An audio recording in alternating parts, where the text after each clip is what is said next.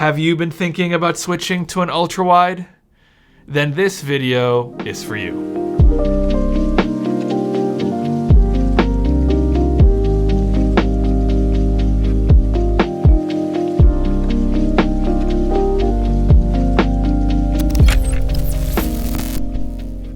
Hey guys, how's it going? Welcome back to another video. Over the past several years, I've personally experimented with different monitor setups, and for those of you who have stuck around long enough and watched my videos since the inception of this channel, you know exactly what I'm talking about. I've used a dual monitor setup, a single monitor setup with my laptop as an accessory monitor, and I've used two different ultra-wide monitors in my setups over the years. My secondary desk currently uses the LG 32GQ950B, a standard 4K 16:9 panel. And over the past year and a half, I've stuck with using my Alienware AW3821DW, a 38-inch ultra-wide monitor for my main setup. Depending on your use case, you might be switching from one of two different types of setups: a single small 16:9 panel or a dual monitor setup. Before I made the last switch to ultrawide, I was using a dual monitor setup myself, dual 32GQ950s to be specific. Now this video isn't going to touch on the pros of dual monitor setups, there were a bunch of them, yet with all of those pros, after a while, I still missed having an ultrawide setup. Let's be transparent here. Ultrawide sizes vary widely, from 34-inch and 38-inch panels to LG's weird 45-inch OLED, up to 49-inch models like Samsung's Odyssey G9, and even the 57-inch super ultrawide Neo G9. Keep in mind that transitioning from a dual monitor setup to an ultrawide isn't one size fits all. The specific change you experience really depends on the panel sizes involved. For example, switching from dual 32-inch monitors to a 38-inch ultrawide actually cuts down on your total screen real estate, whereas moving from, say, dual 27-inch monitors to a 57-inch super ultrawide is a whole different story. On average, an ultrawide monitor typically takes up more desk space than a 16:9 panel, if you exclude things like the 48-inch LG C1, for example, but even a 38-inch ultrawide can fit comfortably on a smaller desk, like the desk in our living room, which is 48 inches wide, even leaving room for some smaller speakers on the sides. All things considered, I do recommend using a monitor arm to, again, free up some desk space below the monitor. The first thing that comes to mind with switching to a single ultrawide panel for me is the lack of visible bezels in the center with a dual monitor setup. No matter how hard I tried to line up the damn things, they never quite looked right, and this bothered me so much that I would fiddle with it at least once a day. Another thing about the dual monitor setup was positioning the monitors. I prefer to face forward when I work, so I ended up placing one monitor directly in front of me and the other off to the side. It's not a huge deal, but after a while, constantly glancing over did get a bit tiring. You can angle both monitors to reduce how much you turn your head, but then you're stuck with that central bezel in your direct line of sight. If you aren't using monitor arms, then dual monitor setups can tend to take up a lot of square footage on your desk, as the stands can protrude quite far from the base, leaving you with awkward, unused space. With a single ultrawide monitor, the positioning of the screen is obviously a lot more natural, and being able to directly face forward while working improves both comfort and productivity, since everything is within your natural field of view. Another quick thing as far as physical characteristics of these panels are their weights. Generally speaking, large ultrawide monitors are heavier than 16:9 panels, but keep in mind this isn't always necessarily true. For example, my 32GQ950B, a 32-inch panel, is actually heavier than both of my 38-inch ultrawide monitors at around 20.5 pounds without the stand, compared to about 15.7 pounds for the 38G950B and 17.4 pounds for the AW3821DW. Let's move on to gaming. The other big thing that I missed with my dual monitor setup was gaming on an ultrawide. Now, I recently made a video comparing 4K and ultrawide panels, discussing the key considerations when deciding on a 4K versus ultrawide monitor, and in case you're interested in that one, I'll link it down in the description below. In it, I explained which games I believe perform better in 4K and which ones shine on an ultrawide panel. With the risk of repeating myself a bit, let's get into it. The biggest advantage to ultrawide gaming is the sheer immersive experience. For example, Cyberpunk on an ultrawide is fantastic,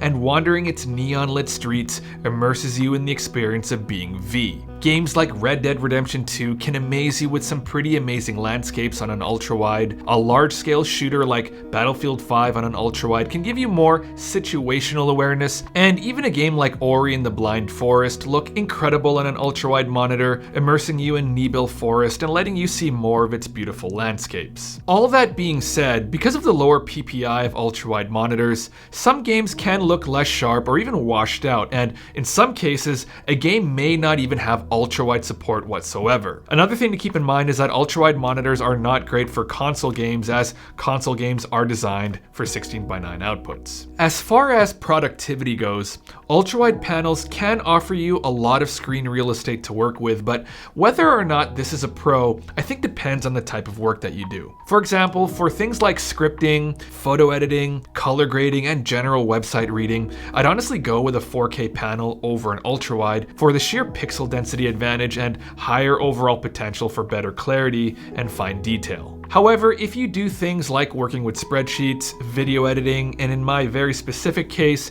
writing code across multiple buffers in NeoVim, then an ultrawide monitor is fantastic. In addition, working across multiple apps is obviously an advantage with an ultrawide, and depending on the type of work you do, it can be a bonus, if only to have even something fun on the side like Netflix to keep things fun while doing a task. However, you need to honestly ask yourself if you actually will take advantage of this and if what you do necessitates it. Now, while ultrawide monitors are physically wide, keep in mind that a standard 4K 16:9 panel is vertically taller pixel-wise. So if your work benefits from being able to see more vertically, then ultrawide monitors can be a little restrictive in that sense. As an aside, this is why I'm a big fan of 38-inch WQHD Plus monitors like the 38G and 950B and AW3821DW, as their max resolution is 3840 by 1600, which gives you a little more vertical space as opposed to standard 1440p ultrawides. I just really wish that 38 inches was a more common size for a gaming monitor. So let's chat quickly about pricing and available options, as this is where things can get a little annoying with ultrawide monitors. As this can get a bit complicated with all the panel types,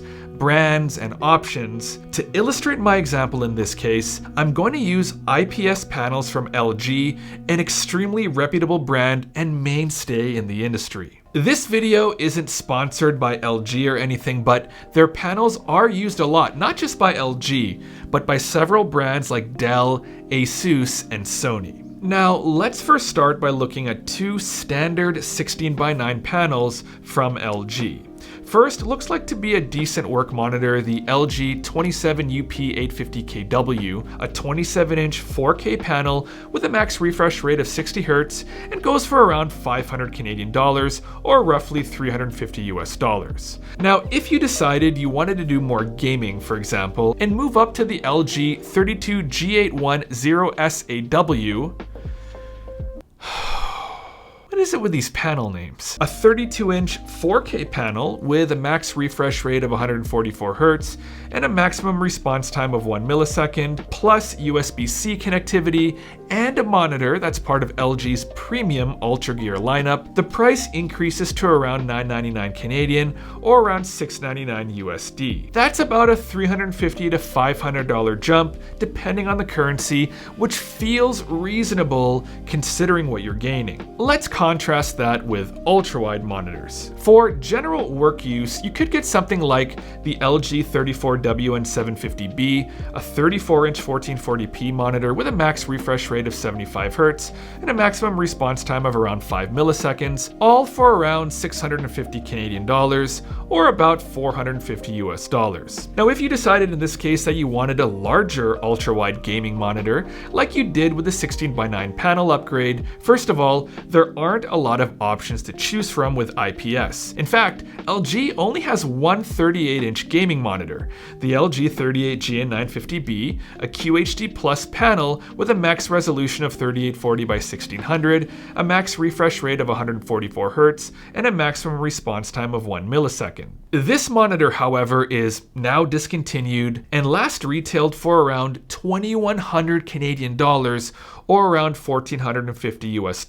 So if you wanted to upgrade to it while it was still around, that would have been a price increase of around $1,000 to $1,450 depending on the currency. The point I'm trying to make here is that upgrading within ultrawide monitors often involves much steeper price increases compared to upgrading within standard 16:9 monitors. The reason upgrades within the standard 16:9 space tend to be cheaper than upgrades between ultrawide panels is largely due to manufacturing volume and economies of scale. Standard 16:9 panels are produced in much higher quantities, resulting in lower manufacturing costs and more competitive pricing. Ultrawide panels, especially larger, high-resolution IPS models, are produced at lower volumes, involve more complex manufacturing processes, and therefore come with higher price premiums. So, should you switch to an ultrawide monitor? Truthfully, deciding whether an ultrawide monitor is right for you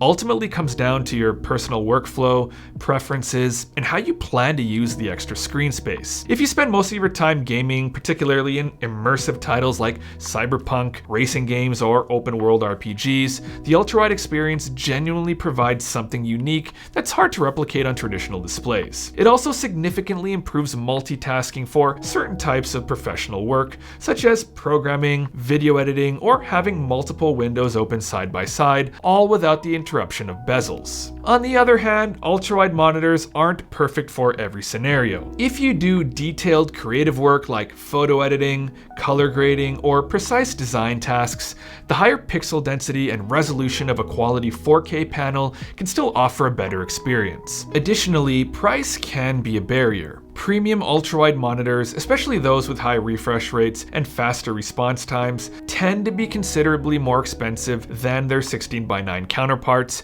However, there's always exceptions to that rule. The key here, in my opinion, is honesty with yourself about your actual needs and habits. Will you genuinely benefit from the increased horizontal workspace and immersive experience, or is your workflow better suited to higher pixel density, sharper clarity, and more vertical space? For me, due to what I do in my day-to-day work, writing and maintaining backend code across multiple buffers, cutting together and editing footage on the timeline, or just the games I generally prefer to play, an ultrawide monitor is where I tend to spend most of my time, and is why I use it on my main setup. At the end of the day, there's no universally perfect monitor choice. It's about understanding what you value most in your setup and workflow. Ultrawides can be amazing when they align with your needs, and can offer unmatched immersion and productivity for specific use cases. However, for others, sticking to traditional 16:9 panels